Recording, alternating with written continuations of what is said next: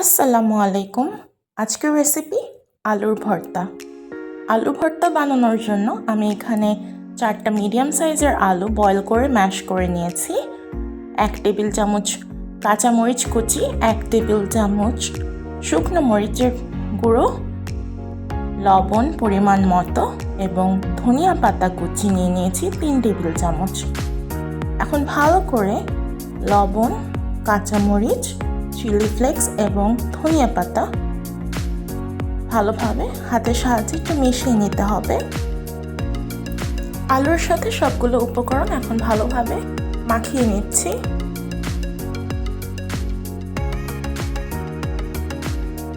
একটা কড়াইতে 1 টেবিল চামচ সয়াবিন তেল এবং 1 টেবিল চামচ ঘি দিয়ে নিলাম। ঘিটা যখন ভালোভাবে গরম হয়ে যাচ্ছে, এখানে আমি 3 টেবিল চামচের পরিমাণ পেঁয়াজ কুচি দিয়ে নিলাম। পেঁয়াজটাকে ভালোভাবে ভেজে নিতে হবে।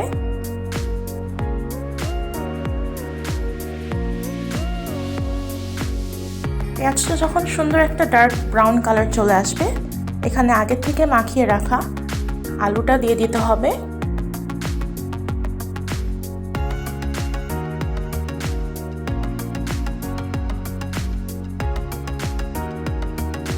লাস্টলি আরও একটু ঘি দিয়ে নামিয়ে ফেলবো।